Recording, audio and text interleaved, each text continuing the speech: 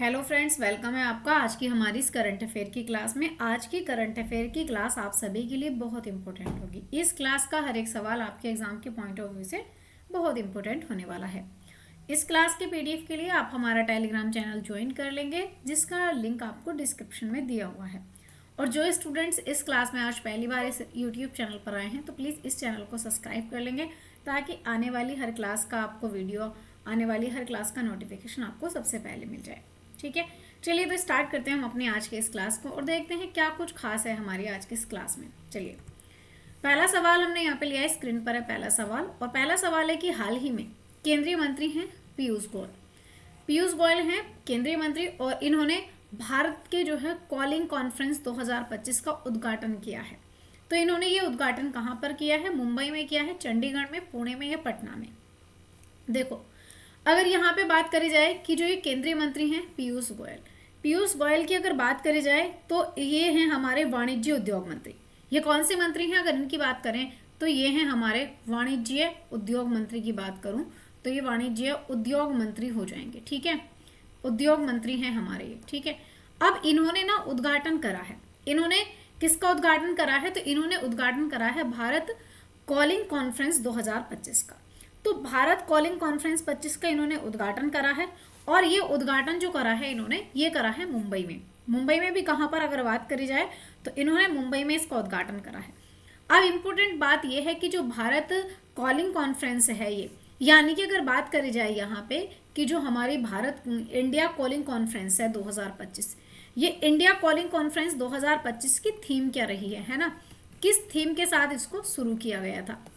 अगर इसकी थीम की बात करें तो इसकी जो थीम रही है विकासशील भारत का 2047 का जो है मार्ग सभी के लिए समृद्धि की ओर, ये इसकी थीम रही थी। चलिए, इसकी जो थीम रही है ये रही है विकासशील भारत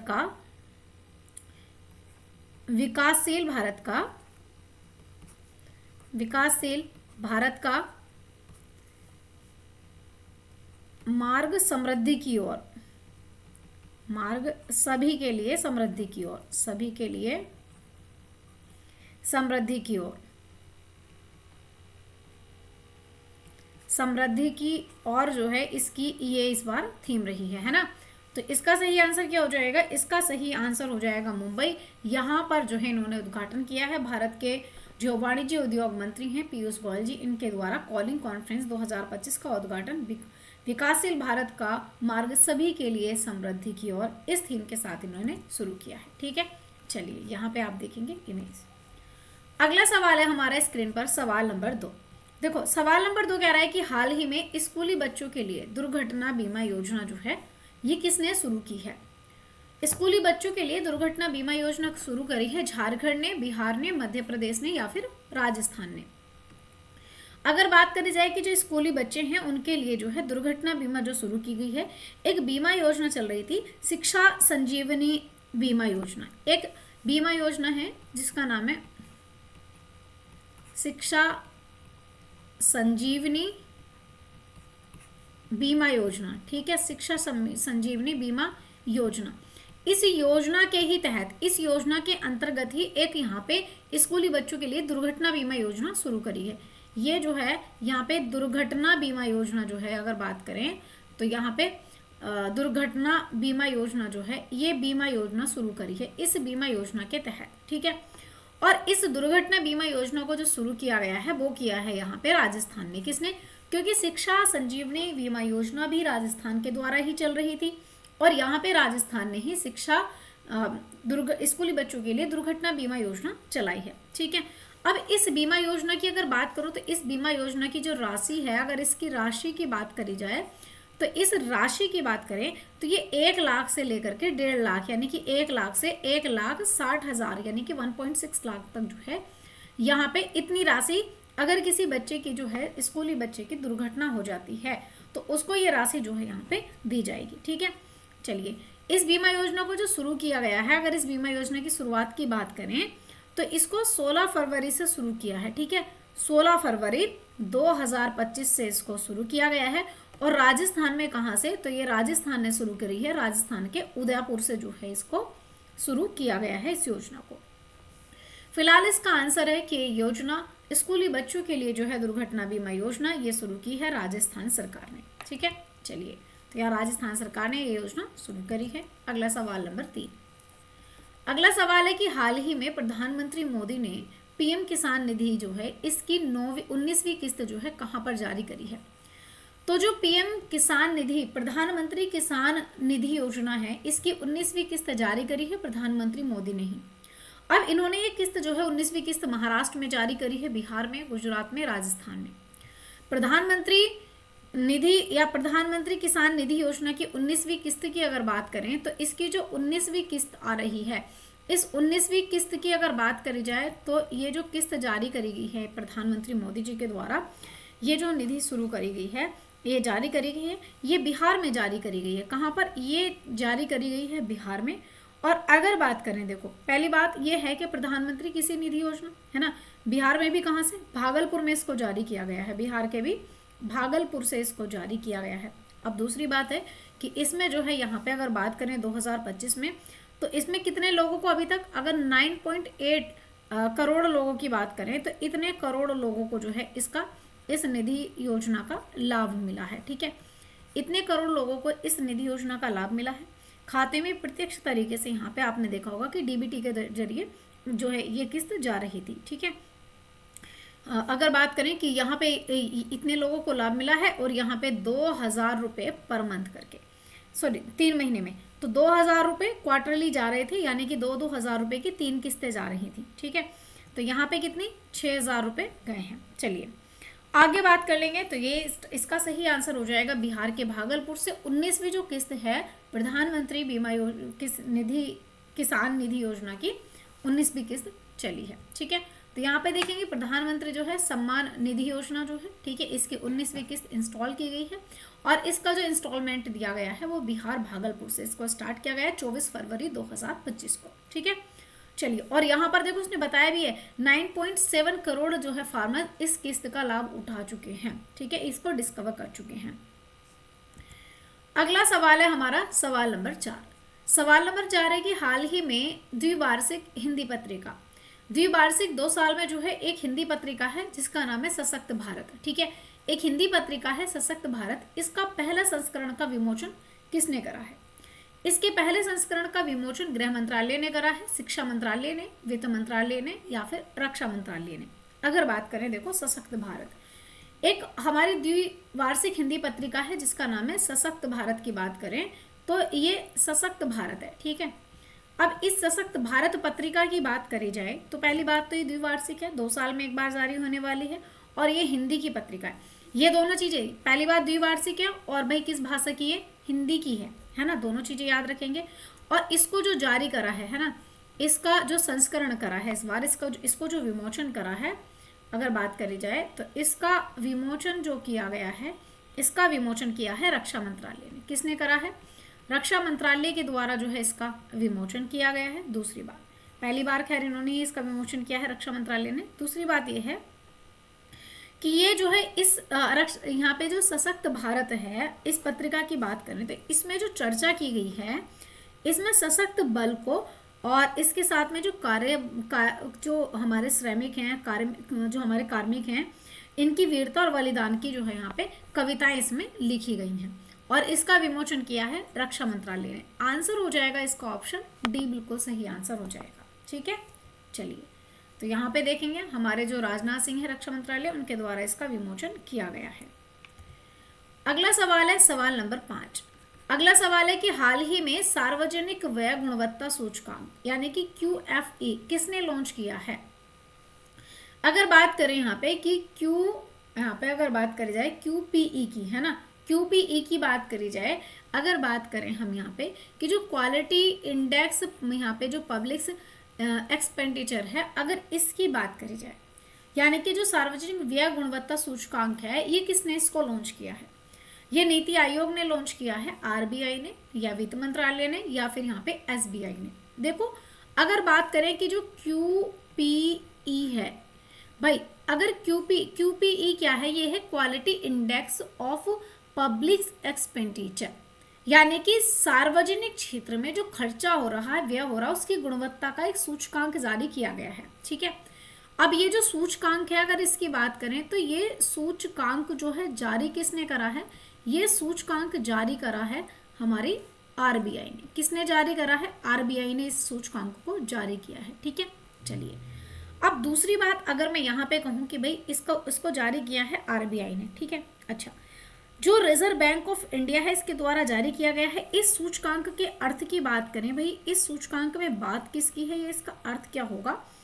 तो सार्वजनिक खर्चे जो हैं, यानी कि सभी लोगों के जो सार्वजनिक खर्चे हैं, जितने भी सार्वजनिक खर्चे हैं, अगर इनकी बात करूं, साथ में जो देखो क्या ना, व्यय और गुणवत्ता, जो सार्वजनिक सभी लोगों के खर्चे है ना, और साथ में इन खर्चों का जो उपयोग है, इनका जो उपयोग है, अगर इसकी बात करें, इनका उपयोग जहां कुशलता में हो रहा है, कुशलता में, या इसकी जो दक्षता में हो रहा है, या फिर गुणवत्ता। ठीक है, गुणवत्ता में, तो इसका जो है ये इन सभी का जो सूचकांक है वो जारी किया गया है। ठीक है, अब क्यों ये जारी क्यों करा गया है? अगर पूछे कि भाई यहाँ पे जो सार्वजनिक व्यय गुणवत्ता सूचकांक है जारी क्यों किया गया है, ये जो सूचकांक है इसलिए जारी किया गया है, क्यों करा गया है, इसलिए जारी किया गया है कि जो पब्लिक फंड है हमारा, ये बेहतर हो सके। क्यों जारी करा है?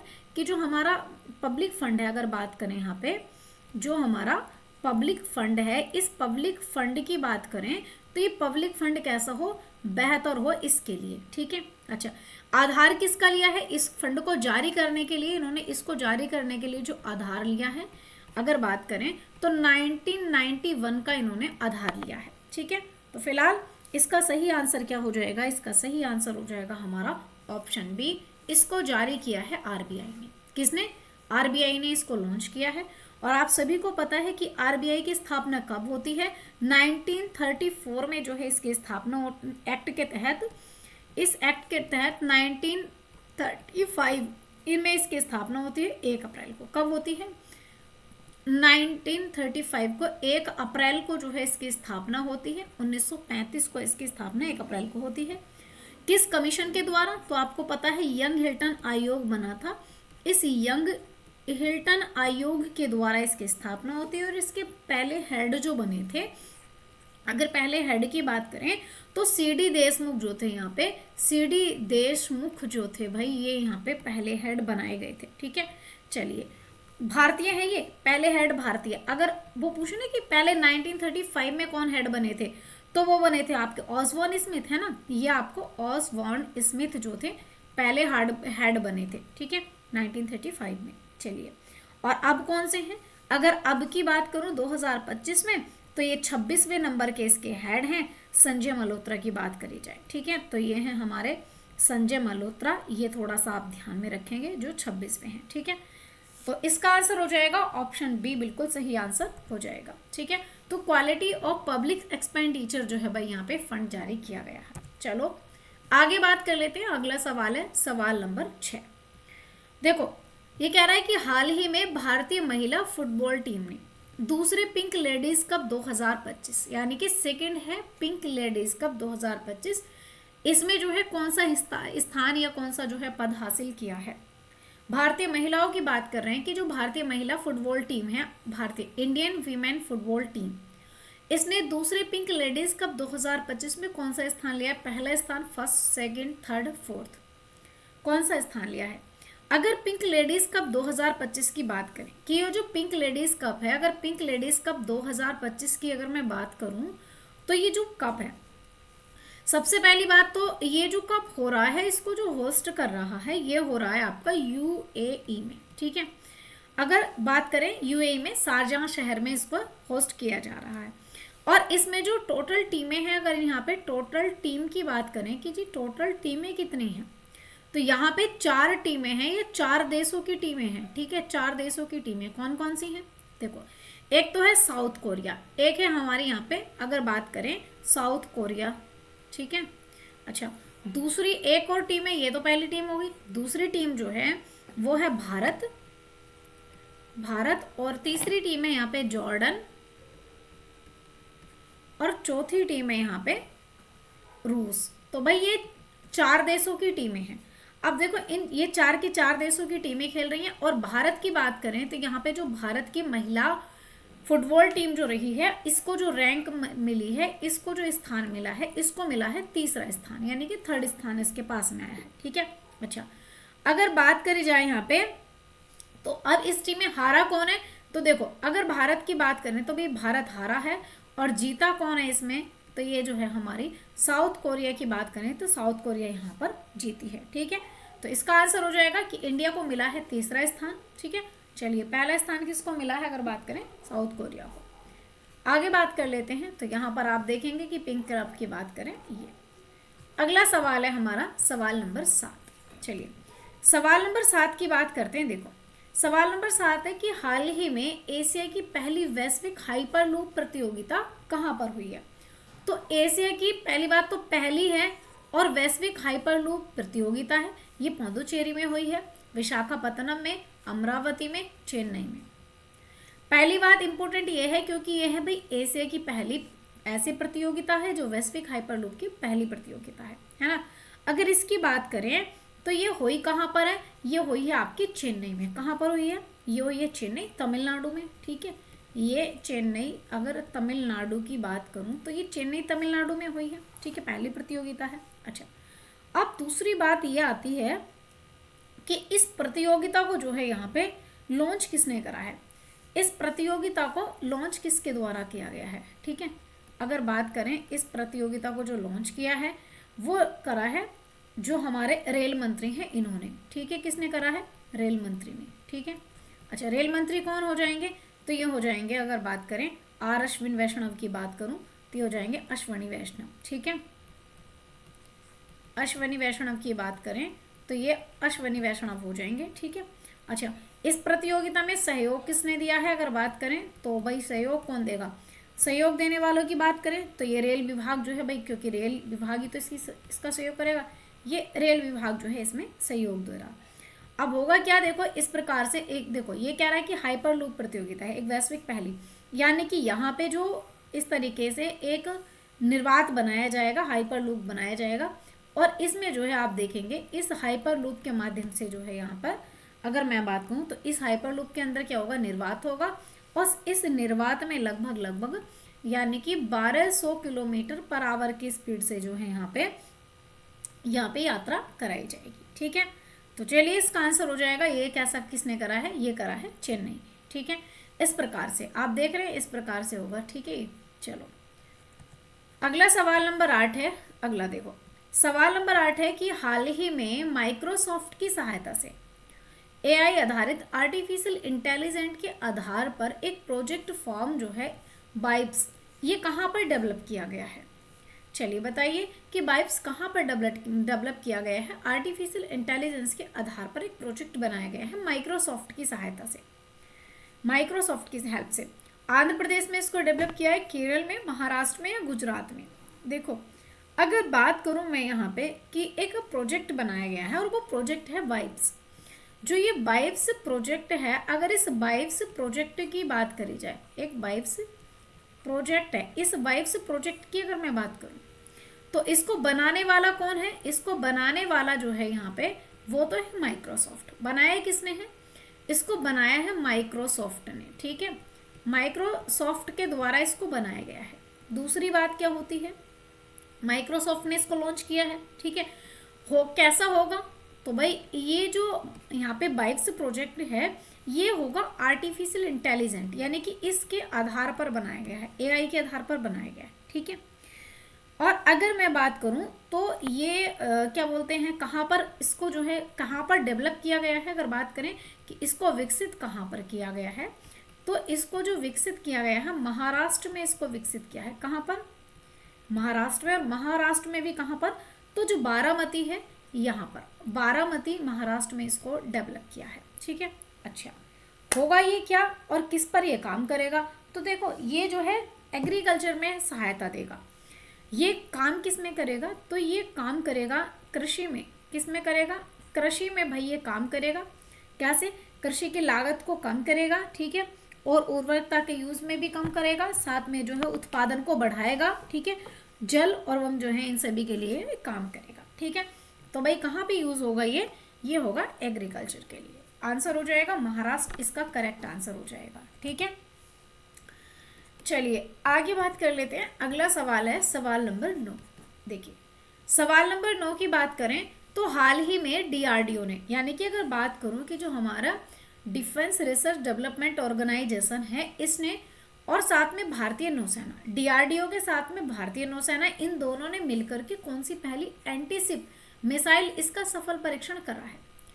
यानी कि देखो एक साथ, एक तो है डीआरडीओ और इसके साथ में है भारतीय नौसेना, इंडियन नौसेना, इंडियन नेवी की बात करूं मैं तो इसके साथ में है इंडियन नेवी। ठीक है, इंडियन नेवी, इन दोनों ने मिलकर के एक मिसाइल बनाई है। दोनों मिले हैं, दोनों ने मिलकर के बनाई है एक मिसाइल। ठीक है, अब ये जो मिसाइल है, ये मिसाइल है पहली है, देखो पहली बनाई गई है जो एंटीशिप मिसाइल है। कैसी है, तो ये मिसाइल है एंटीशिप। ठीक है, एंटीशिप मिसाइल है और ये एंटीशिप मिसाइल बनाई है और इसका जो परीक्षण करा है, इस एंटीशिप मिसाइल का जो परीक्षण करा है, ये भी कैसा हुआ है, इसका परीक्षण भी सफल हो गया है। ठीक है, तो ये मिसाइल बनाई गई है डीआरडीओ और नेवी ने, इन दोनों ने मिलकर के बनाई है। ठीक है, और इसका परीक्षण हुआ है सफल। चलिए, तो अगर मैं बात करूं तो इसका परीक्षण किया कहाँ है। अगर इन्होंने परीक्षण की बात करें तो इन्होंने परीक्षण किया है चांदीपुर में। कहाँ पे इसका परीक्षण किया गया है, चांदीपुर। और चांदीपुर कहाँ पड़ता है, ये पड़ता है उड़ीसा में। ठीक है, यहाँ पे किया है इसका परीक्षण। दूसरी बात अगर मैं बात करूं तो ये काम क्या करेगी, देखो भारत में पहली, ये भी ध्यान में रखेंगे, ये एंटीटेक मिसाइल ये प्रथम है बनाने वाले, यानी कि प्रथम मिसाइल है ऐसी। देखो भारत की बात करें तो भैया भारत में ही बनाई गई है। दूसरी बात क्या है कि समुद्र से जो है यहाँ पे उड़ान भरने की इसमें क्षमता होगी। अगर बात करूं तो ये काम कैसा करेगी, तो अगर काम की बात करें तो काम क्या करेगी, जो समुद्र है इस समुद्र से जो है उड़ान भर सकती है, इसकी क्षमता इसके अंदर होगी। दूसरी बात क्या है, दागो और भूल जाओ, यानी कि दागो और भूल जाओ इसकी क्षमता पर आधारित होगी। ठीक है, दागो और भूल जाओ। साथ में अगर बात करें तो ये सबसोनिक मिसाइल होगी एक प्रकार की। यहाँ पे अगर बात करूं तो ये सबसोनिक, एक प्रकार की सबसोनिक मिसाइल होगी, है ना। चलिए, तो उसने पूछा क्या है कि पहली एंटीटेक मिसाइल है, मिसाइल यहाँ होगी कौन सी मिसाइल होगी ये, तो ये कैसी होगी अगर बात करें तो ये ऐसी होगी, अगर बात करूं वशरोध के तरीके की। ठीक है, कौन सी होगी, वशरोध होने वाली है, यानी कि ये सबसोनिक मिसाइल में आने वाली है, दागो और भूल जाओ कैटेगरी में। ठीक है, चलिए कैसी होगी, सबसोनिक होगी। तो यहाँ पे आंसर हो जाएगा हमारा ऑप्शन बी। चलिए यहाँ पे आप देखेंगे कुछ इस प्रकार की मिसाइल बनाई है। चलिए अगला सवाल है सवाल नंबर 10। चलिए सवाल नंबर 10 है कि हाल ही में वर्ष 2025 में टॉप 10 सबसे व्यस्त वैश्विक हवाई अड्डों की सूची में शीर्ष स्थान किसको मिला है। देखो अभी हाल फिलहाल की बात करें तो अभी हाल फिलहाल में जो है एक सूची जारी करी गई है, एक सूची जारी करी गई है और इस सूची में जो है यहाँ पे 10 एयरपोर्ट रखे गए हैं और वो ऐसे एयरपोर्ट हैं जो सबसे ज़्यादा व्यस्त हैं। अब उन व्यस्तता की बात करें तो वो व्यस्त इस प्रकार के नहीं है, अगर मैं बात करूं कि वो ऐसे व्यस्त नहीं है कि मतलब आधार जो है यहाँ पे ऐसे व्यस्त नहीं कि भाई यहाँ पे फ्लाइट आ रही हैं जा रही हैं, रूट व्यस्त नहीं, ये ऐसे व्यस्त हैं कि जहाँ पर जो है ऐसे एयरपोर्ट जहाँ पे बैठने की क्षमता है, जहाँ पर अगर बात करें ऐसे व्यस्त हैं ये जहाँ पे बैठने की जो क्षमता है, बैठने की क्षमता की बात करें इसके आधार पर व्यस्तता की बात कर रहे हैं, है ना। तो ऐसी व्यस्तता में भी टॉप सबसे बड़े, तो अगर बात करें 10 एयरपोर्ट की बात करूं तो सबसे पहले नंबर 1 पर कौन आता है, नंबर 1 पर जो आता है वो आता है दुबई एयरपोर्ट। कौन सा आता है, दुबई एयरपोर्ट। दूसरे पे आता है अंटाला एयरपोर्ट। ठीक है, अगर दूसरे की बात करूं तो ये आता है अंटाला एयरपोर्ट, ये है यूएई का, ठीक है, यूएसए का सॉरी। और इसके बाद में जो तीसरा आता है, अच्छा अगर इंडिया की बात करूं तो भारत का है 8वां एयरपोर्ट और वो है दिल्ली का एयरपोर्ट। ठीक है, बात करें तो दिल्ली एयरपोर्ट है जो 8वें नंबर पर आता है। तो यहाँ पे पहले एयरपोर्ट की बात करी गई है तो ये है आपका दुबई इंटरनेशनल यूएई का एयरपोर्ट। ठीक है, जो सबसे व्यस्त एयरपोर्ट की श्रेणी में गिना जाता है। ठीक है, चलिए तो यहाँ पे आप देखेंगे मैंने कहा कि कुछ और भी यहाँ पर एयरक्राफ्ट हैं जो मूवमेंट्स की बात करें तो सबसे पहले इसमें ये लिस्ट मेरे ख्याल से थोड़ी पुरानी लिस्ट है, क्योंकि इस बार जो है टाला की बात करूँ तो जो यहाँ पे एटलांटा एयरपोर्ट जो है ये सेकंड नंबर पर आया है। और इससे पहले देखो यहाँ पे 2019 से और 19, 22 और 23 की रैंक दी गई है। ठीक है, तो ये थोड़ी सी रैंक गलत होगी, चलो कोई बात नहीं है। तो आज के लिए हम इतना ही सेशन रखते हैं। पीडीएफ के लिए आप हमारे टेलीग्राम चैनल को ज्वाइन कर लेंगे। ठीक है, बाकी सारी चीज़ें मैं आपको बताती रहूँगी। Thank you for watching guys, thank you students. चलिए।